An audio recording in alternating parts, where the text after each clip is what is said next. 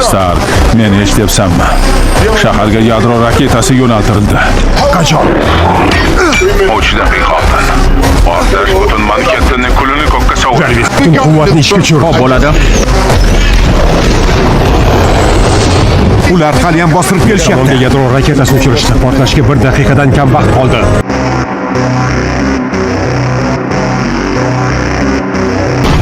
Uni qayoqqa joylashtirishni bilaman.